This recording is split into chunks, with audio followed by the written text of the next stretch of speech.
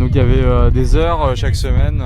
Il y avait des heures chaque semaine dans ton cursus qui étaient consacrées à la réalisation d'un projet. En fait, c'est pas tout à fait comme ça que ça s'est organisé. C'est l'année en elle-même qui était découpée sous forme de phases projet, on va dire. C'est-à-dire que par exemple, au début d'année, on n'avait pas d'heures consacrées au projet. C'est au fur et à mesure qu'ils instaurent et qu'ils font intégrer le mode projet à la formation. Donc, pour faire bref, j'ai essayé de récapituler un peu le fonctionnement de l'année, mais au début, on a des cours très théoriques. Oui. Après, on a un projet qui s'appelle P0, donc c'est le projet Lumière. Et en fait, le but, c'est d'essayer d'appliquer justement ce qu'on a appris en cours dans le projet. Et c'est ça qui était vraiment intéressant dans ces modes projet, c'est que ça nous permettait de mettre en lien les cours et le côté concret. Et finalement, c'est pas forcément toujours le cas dans les formations et on voit pas forcément l'intérêt des formations, des cours théoriques qu'on a.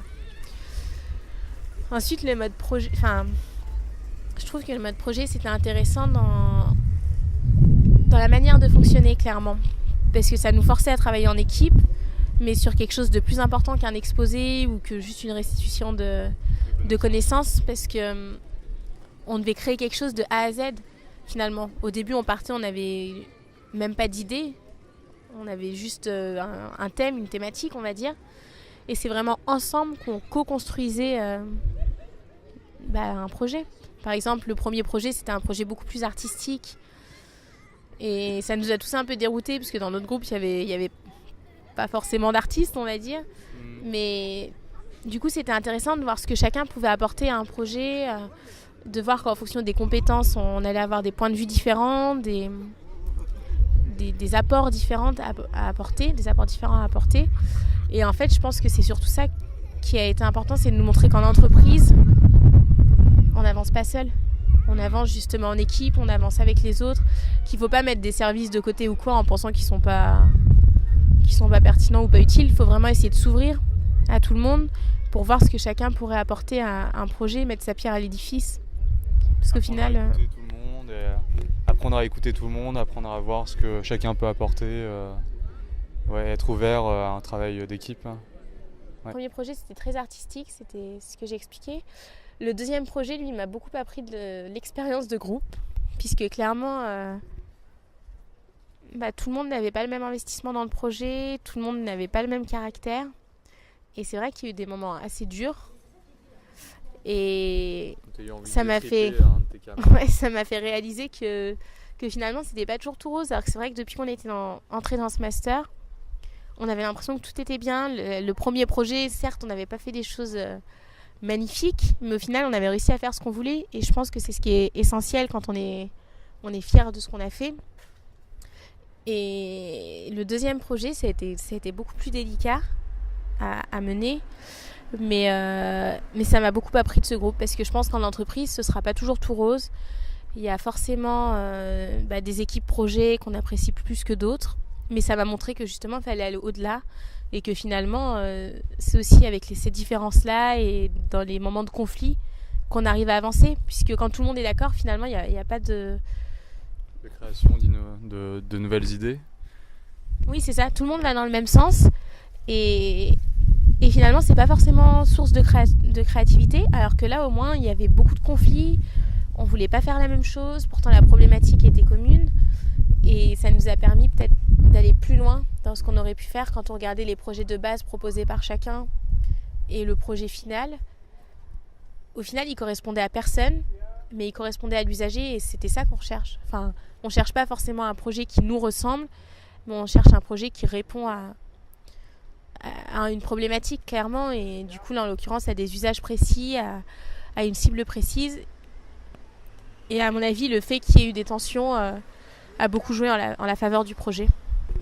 D'accord. Est-ce qu'il faut que tu pourrais me parler un peu des projets concrètement, nous résumer rapidement Alors le premier projet, comme je disais, il était très artistique puisque c'était en réponse à la fête des Lumières. Donc on a fait des méduses un peu dites électroniques qui reprenaient l'opéra de Verdi. Et en fait, le but c'était de montrer que il fallait pas se fier aux apparences, que les apparences étaient parfois trompeuses et qu'il fallait apprendre à creuser finalement.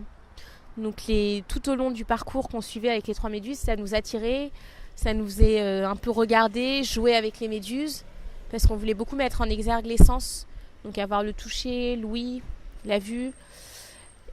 Et en fait, tout au long du parcours, les méduses invitaient à jouer avec elles. Et la dernière méduse piégeait finalement le spectateur, puisqu'elle l'entraînait, elle l'attirait. Et une fois qu'il entrait à l'intérieur de la méduse, elle le flashait, elle le prenait en photo pour fixer quelque part son image, qui est un peu la fin finalement Médusa, qui figeait de par son regard. Donc ça, c'était beaucoup, donc je disais, pour jouer sur les apparences, mais aussi sur tout le jeu de la séduction. On était très sur la séduction, et finalement le fait qu'aujourd'hui on soit dans un monde de séduction. Donc voilà, le deuxième projet, c'était pour les personnes à mobilité réduite ou les femmes avec poussettes, les rollers. On s'est rendu compte que les travaux dans une ville étaient source de stress pour les usagers, qui sont souvent déboussolés, et que pour les personnes à mobilité réduite, ça entraînait du coup des déviations parfois longues.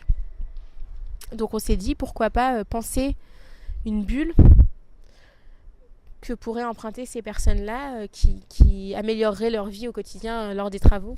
Donc en fait, il s'agissait d'un tunnel qui absorbait les bruits, donc dans lequel on n'entendait plus rien.